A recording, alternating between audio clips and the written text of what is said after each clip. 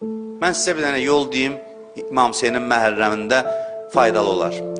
Bacarırsınızsa, tez-tez, yəqin bildiyiniz eyibləri kağıza yazın ki, məndə 100% bunlar var. Kağıza yazın, öz portretinizi, pisliklərinizi yazın.